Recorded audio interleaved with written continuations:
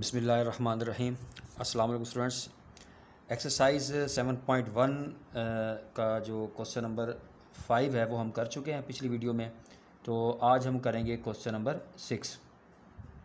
Chapter 7 है plane curves, यानी हमने इस एक्सरसाइज के अंदर जो है वो एसिम्प्टोट्स फाइंड करने हैं, हॉरिजॉन्टल एसिम्प्टोट्स, वर्टिकल एसिम्प्टोट्स, और अगर इसकी डिग्री 3 हो 4 हो तो फिर हम ऑब्लिक एसिम्प्टोट्स भी फाइंड करेंगे। तो सबसे पहले हमने इसको अरेंज करना है। तो ये जो इक्वेशन है ये ऑटोमेटिकली जो है अरेंज है पहले ही। तो अब हमने फाइंड करना है जी इसका हॉरिजॉन्टल एसिम्प्टोट्स।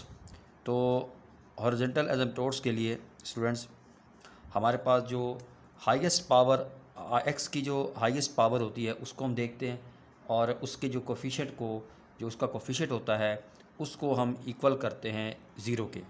ठीक है, तो हम क्या लिखेंगे इसमें, putting highest power of x equal to zero, यानी हमने जो x की जो हाईएस्ट पावर होती है उसका कोफिशिएंट क्या है, हमारे पास y है, तो y को हमने इक्वल कर देना है ज़ीरो के।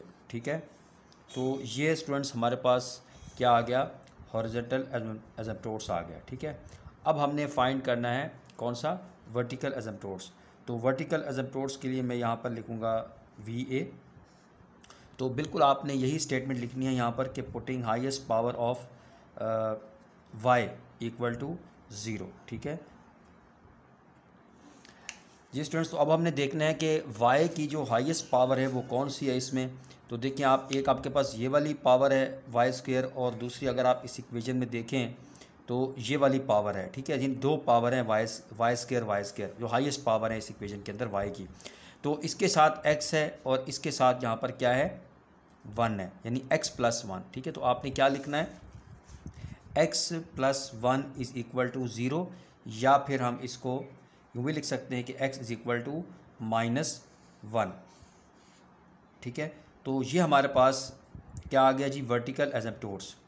तो हमारे पास दो जो है एसिम्प्टोट्स आ गए हैं। तो अब इस में देखिए स्टूडेंट्स, हमारे पास जो हाईएस्ट डिग्री है इस इक्वेशन के अंदर वो क्या है, 3 है। ठीक है, इसकी पावर भी 3, इसकी पावर भी 3, इसकी पावर 2, इसकी पावर 2, यानी हाईएस्ट जो डिग्री हमारे पास 3 है। इसका मतलब है हमारे पास मैक्सिमम जो है वो 3 एसिम्प्टोट्स होने चाहिए, कम भी हो सकते हैं लेकिन मैक्सिमम हमारे पास 3 एसिम्प्टोट्स होने चाहिए। तो दो हम फाइंड कर चुके हैं। तो अब हमने जो तीसरा है वो क्या फाइंड करना है, ऑब्लिक एसिम्प्टोट्स फाइंड करना है। अब हमने फाइंड करना है ऑब्लिक एसिम्प्टोट। तो उसके लिए हमने क्या करना होता है, सबसे पहले आपने अरेंज करना है जो भी हमारे पास गिवन कर्व होगी उसको हमने अरेंज करना है किस में, डिसेंडिंग ऑर्डर में। यानी हाईएस्ट डिग्री जो है उसको पहले लिखेंगे, यानी एक्स स्क्वायर वाई, उसके बाद एक्स वाई स्क्वायर, उसके बाद हमारे पास है थी एक्स वाई, उसके बाद हमारे पास वाई स्क्वायर, और उसके पास हमारे पास 3x is equal to zero. ठीक है, इसको आप इक्वेशन नंबर 1 का नाम दे दें। तो ऑब्लिक एसिम्प्टोट्स के लिए हमने सबसे पहले क्या करना है, इस इक्वेशन को अरेंज करना है।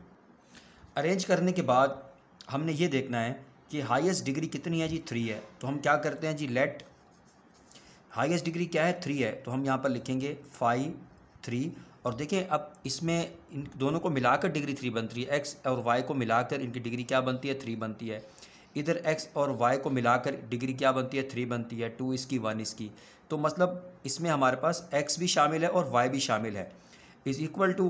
तो हमने हाईएस्ट डिग्री वाली जो टर्म है उनको लिख लेना है। तो देखिए हमारे पास एक ये है एक्स स्क्वायर वाई, और दूसरी कौन सी है जी, एक्स वाई स्क्वायर। ये ही 3 डिग्री वाली टर्म है। यहाँ पर देखिए ये 2 डिग्री है, इसकी 2 डिग्री है, इसकी 1 डिग्री है। तो इसके बाद हम क्या करते हैं, हम ये करते हैं कि पुट x को 1 के इक्वल पुट करते हैं और y को m के इक्वल पुट करते हैं। ये पिछले जो जितने भी हमने सवाल किए हैं उनमें हम ये प्रोसेस कर चुके हैं। तो अब हम क्या लिखेंगे, 5 3 x क्योंकि 1 के बराबर है तो उसको हम नहीं लिखते y m, और यहाँ पर x है तो x के 1 के इक्वल है, तो 1 का स्क्वायर हम 1 का स्क्वायर 1 आ जाएगा, y आ जाएगा, y की जगह हमने m पुट करना है, और इधर x की जगह 1 आएगा, y की जगह m आएगा, तो m की पावर 2 यानी m स्क्वायर।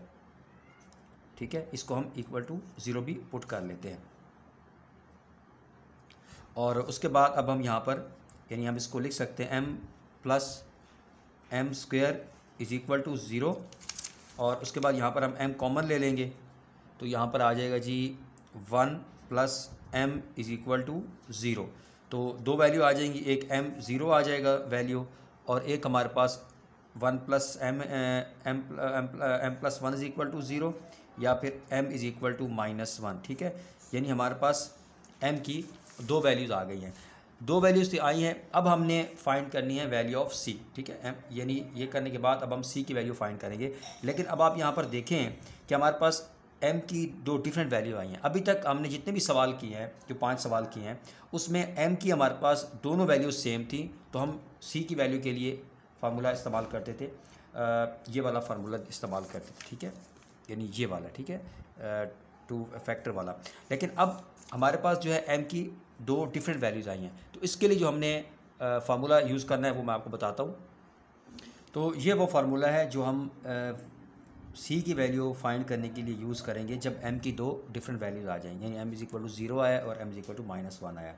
तो अगर आप देखिए ऊपर हमारे पास n-1 है, यानी n हमारे पास हायर डिग्री क्या है, 3 है, इस जो हमारे पास गिवन कर रहा है।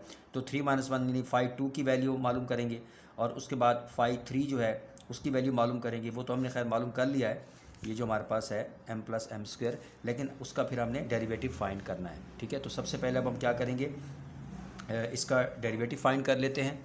तो उसके लिए हमारे पास यानी 5 किसके इक्वल था जी, m प्लस एम स्क्वायर। तो जब हम इसका डेरिवेटिव लेंगे तो वो आ जाएगा हमारे पास 1 प्लस 2m। ठीक है, यानी ये वाली वैल्यू जो नीचे वाली है वो हमने मालूम कर लिया है। अब हमने जो 5n-1 या आप जो भी कह सकते हैं 5 की वैल्यू हम मालूम करेंगे। जी स्टूडेंट्स, अब हमने 5 की वैल्यू मालूम करनी है। ठीक है, तो 5 यहाँ पर लिखेंगे 2xy। ठीक है, अब देखेंगे यहाँ पर ये जो हमारे पास गिवन कर थी, इसमें हाईएस्ट पावर जो यानी 2 जो है वो किस किस टर्म के अंदर बनती है। तो एक तो ये बनती है xy और दूसरी है y²। ठीक है, तो हम इनको लिख लेंगे। यहाँ पर डिग्री क्या बनती है, 1 बनती है, तो इसको हम नहीं लिखेंगे।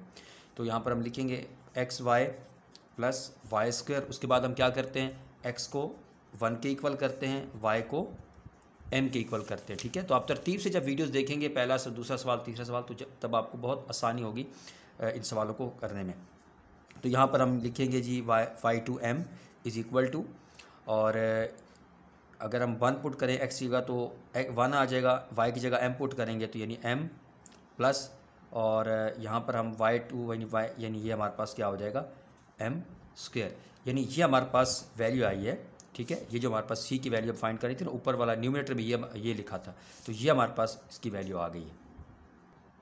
जी स्टूडेंट्स, ये मैंने आसानी के लिए ये अब मैंने फार्मूला लिख दिया दोबारा, और ये मेरे पास जो इसकी वैल्यू आई है वो अब मैं इसमें इनपुट कर दूंगा। यानी 5m की वैल्यू क्या आई है हमारे पास, m, इसको ब्रैकेट में लिखना। ठीक है, m प्लस m², और डिनोमिनेटर में हमारे पास 5 डेरिवेटिव जब हमने ले लिया था तो क्या वैल्यू आई थी, 1 प्लस 2m। तो यहाँ पर लिख देंगे 1 प्लस 2m। अब हमारे पास m की कौन कौन सी वैल्यू आई थी, एक हमारे पास आई थी 0, और एक हमारे पास आई थी -1। तो अब हम अगर 0 पुट करें यहाँ पर, ठीक है, यहाँ पर 0 पुट करूँ तो 0, ये सारा 0 हो जाएगा, मैं डायरेक्ट लिख लेता हूँ 0। और यहाँ पर अगर हम -1 पुट करें, ठीक है, चले यहाँ मैं पुट कर लेता हूँ -1, और ये -1 का स्क्वायर क्या हो जाएगा, +1, और डिवाइड बाई 1 प्लस 2 इंटू -1। ठीक है, तो ये -1 + 1 0 होगा, तो ये भी वैल्यू क्या हो जाएगी, 0 हो जाएगी। यानी यहाँ पर दोनों वैल्यूज़, दोनों कंडीशन में, चाहे वो m इज़ इक्वल टू 0 था तब भी c की वैल्यू 0 आई है, और m इज़ इक्वल टू -1 था तब भी c की वैल्यू 0 आई है। ठीक है, तो अब यहाँ पर हम वो इक्वेशन लिखेंगे, y is equal to mx plus c। तो y इज़ इक्वल टू, यहाँ पर देखें m हमारे पास 0 आया, तो 0 मल्टीप्लाई बाई 0 प्लस c की वैल्यू भी 0 आई है, तो ये हमारे पास क्या आ गया, 0 आ गया। अगर आप देखें तो यहाँ पर y इज़ इक्वल टू 0 पहले हमारे पास ये वैल्यू आ चुकी है जब हमने यहाँ पर फाइंड किया था हॉरिजॉन्टल एसिम्पटोट्स, जो पिछली जो पार्ट है। ठीक है, अब हमने c की वैल्यू 0 यहाँ पर लिखना है। ठीक है, यहाँ जगह कम है तो मैं यहाँ पर लिख रहा हूँ, यानी कि हो जाएगा y is equal to mx plus c। ठीक है, y इज़ इक्वल टू, अब m की वैल्यू क्या है, यहाँ पर -1 आई है, तो यहाँ पर x है, तो यानी यहाँ पर -x आ जाएगा, और c की वैल्यू क्या आई है, 0 आई है, तो ये हमारे पास क्या बन गया, y is equal to -x, यानी ये हमारे पास एक ऑब्लिक एसिम्पटोट्स आ गए। तो इस तरीके से हमारे पास 3 जो है वो एसिम्पटोट्स हमने फाइंड कर लिए हैं। तो तो इस तरीके से आप जो है इन क्वेश्चन को सॉल्व करेंगे। स्टूडेंट्स, आपसे रिक्वेस्ट है कि मेरे चैनल को ज़रूर सब्सक्राइब करें और बेल आइकन पर ज़रूर प्रेस करें ताकि आपको आने वाली मेरी तमाम वीडियोज़ टाइम मिलती रहे। Thank you. अल्लाह हाफिज़।